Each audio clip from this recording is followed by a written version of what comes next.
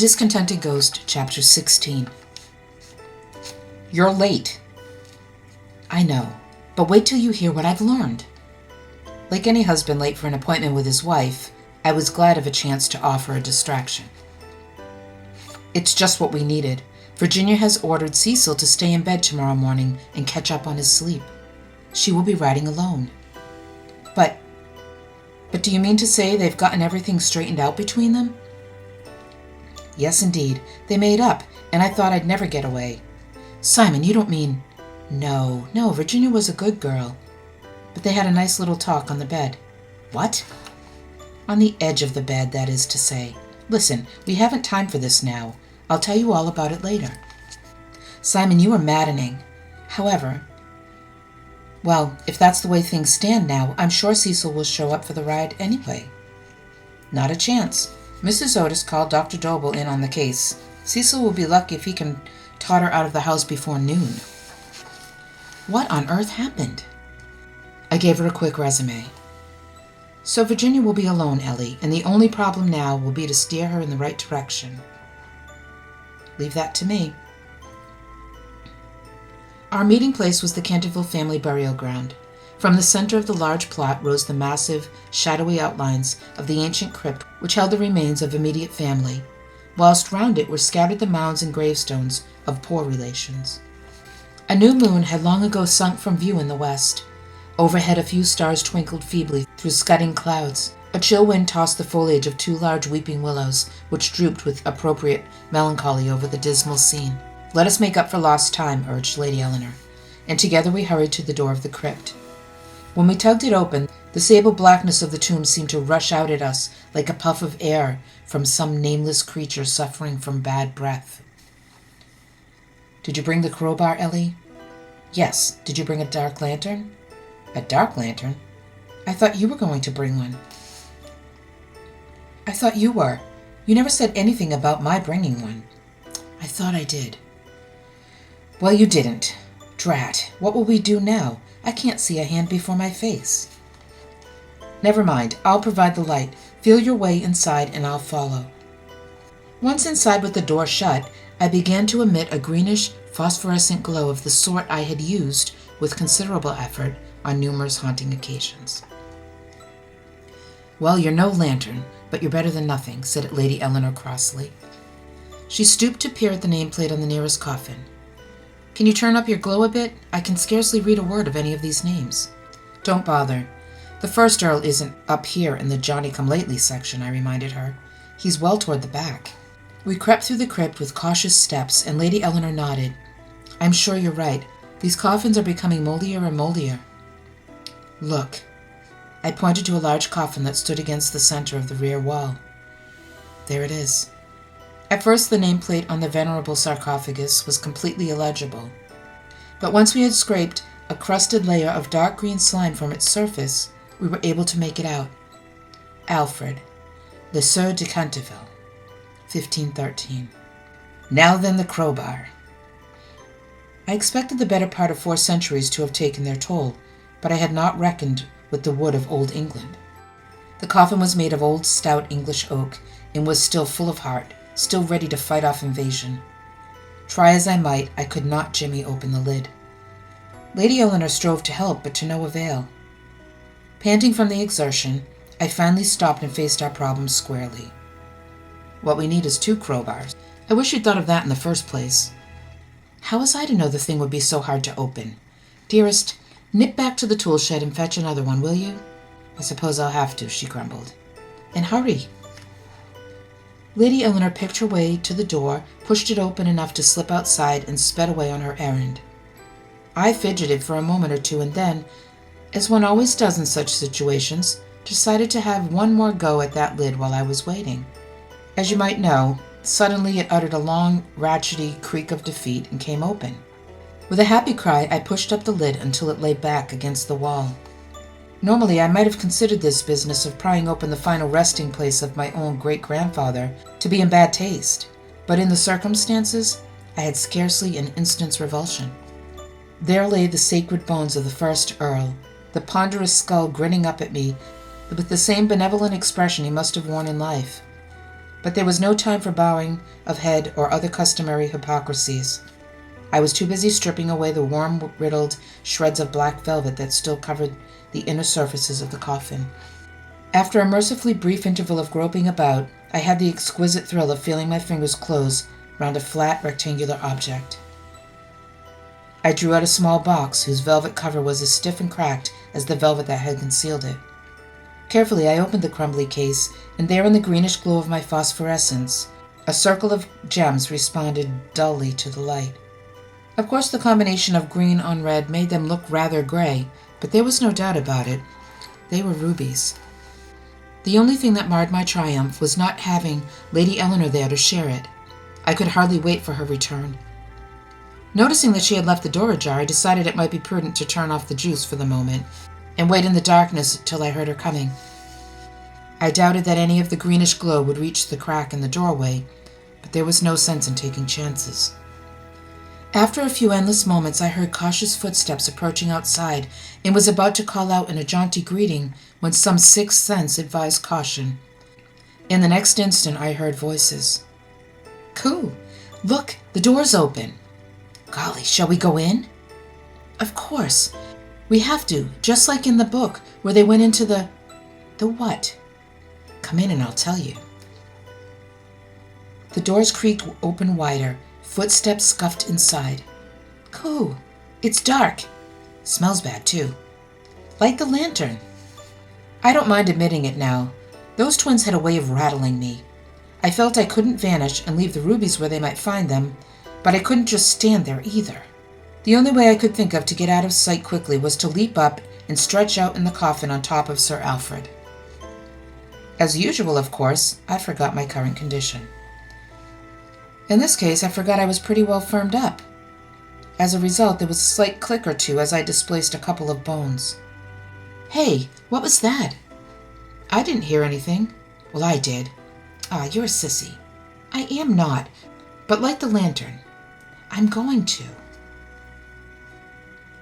Considerable scratching of matches followed, and finally a dim and fitful light threw into relief the rough surfaces of the crypt above my head. "All right. Now we're here. Now tell me." "All right, I will. Which book was it?" "The Secret of Pirate's Cave." "The Secret of Pirate's Cave?" "Sure. Remember how the pirates were always buried in their special secret cave on Crossbones Island?" "Sure I do, but..." "And remember how Jasper Dane, the pirate captain, was buried there too?" "Sure, but..." "And remember how the Spanish governor tried to get the golden crown of the Incas away from Jasper Dane, but Jasper Dane fooled him by giving him a false crown and had the real crown buried with him in the cave?" "Say, get it?" "Sure I do." "Isn't this place like a cave?" "Sure." "And wasn't old Al the head of the Cantervilles?" "Sure." "Well, all right then. I'll bet that's what he did with that necklace. So all we've got to do is find out where he's buried in here, and I'll bet we'll find the real necklace." By this time, of course, my forehead was bathed in cold perspiration, and I was cursing every hack that ever wrote a dime novel. Once again, the twins are proving too much for me, and this time they truly had me cornered. "Johnny, you're right. Come on, let's look for old Al.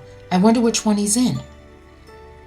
"Well, he was the big cheese of this whole outfit, so he must have the biggest coffin. Looky, there's a great big one back there." "Golly, yes, and it's already open." In another moment, the twins would climb up and stare inside and find me there, and that, I was sure, would be too much for them, despite all their solemn promises of good behavior. But before I had to face that embarrassment, the light flickered on the ceiling above me, and suddenly the crypt was pitch black again. "Darn this lantern, it's gone out." "Well, light it again." During that brief interval, I had gotten a hold of myself and begun to think. According to Lady Eleanor, the little monsters did have a better side to their natures, at least where their sister was concerned. Could I possibly appeal to it? Supposedly they were fond of Virginia and worried about her. Might I not do better simply to let them in on the secret and explain how important the rubies might be to their sister? On the other hand, Johnny was getting nowhere with the lantern. What if he used up all his matches? Then surely they would have to give up and leave, at least long enough to fetch more matches, and I would be safe. I held my breath and hoped for the best. My position, I might add, was extremely uncomfortable. Sir Alfred's skeleton was the nearest thing to a bed of nails I should ever care to lie on. His bones prodded me viciously, as though he actively resented supporting a great-grandson. And then, all at once, just when I thought I might yet rid myself of the twins, one of my progenitors' rib bones cracked under me with a sound like a pistol shot. Twins gasped, acknowledged the sound. What was that? There was nothing to do but reveal myself, and since it was obvious that if I were going to do so, I would have to provide illumination for our interview personally, I switched on my greenish glow and slowly sat up in the coffin. Good evening, boys. I spoke in a tone of voice that was positively avuncular and got the surprise of my entire existence. The house, it seemed, was one thing, the crypt another. Two small faces, so pale they reflected only the faintest twinge of green, turned up at me, and two pairs of eyes bulged alarmingly. Ah, it's him, they cried with one voice, and stampeded to the door and outside in a blur of tingling flesh. At first I sat there too astonished to move and watched them go. Then, as the truth dawned on me, I vaulted out of the coffin and began an uproarious jig of triumph. Simon, what are you doing? I had not even heard her enter. I stopped and flung my arms wide. Ellie, I did it. I finally did it. I scared the way out of those twins. Is that what happened? I thought I saw those two imps running toward the house and wondered what they were up to. Oh, good grief, and they'll probably rouse the whole household. Simon, we've got to hurry. Never mind, I've found the rubies.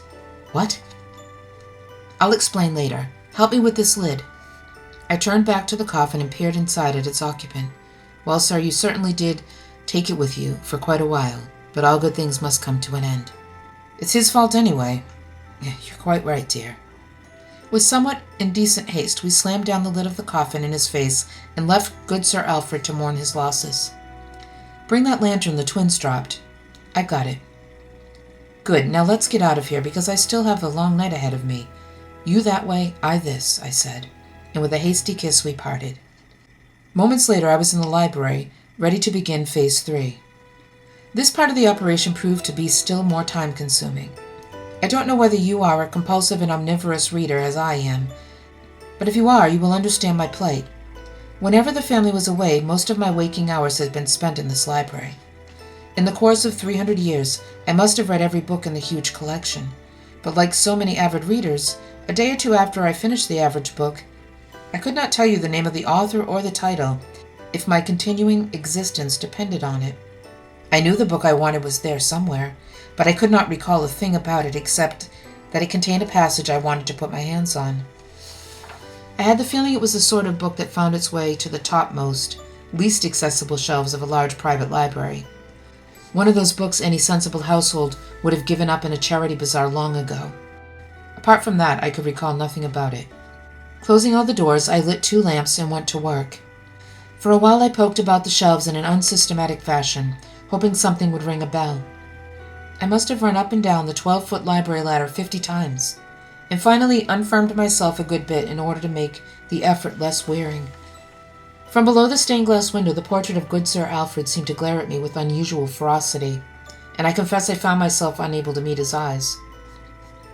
Then after a while I bethought me of the great adversary Sherlock Holmes, and said to myself, all right now, stop this scatterbrained activity, sit down and think. It was the thing to do, of course. A quarter hour of intense concentration brought a breakthrough that narrowed the field drastically, and also left me feeling especially foolish. Of course, I told myself. I remember now. Of all things, it was some sort of ghost story. The recovery of this helpful clue gave me renewed energy, but where would that particular ghost story be? Despite the well-deserved popularity of this genre, my memory still insisted that the book was to be found in the upper boondocks, so it was back up the ladder and the whole thing to do over again. As I searched, another clue fought through to consciousness.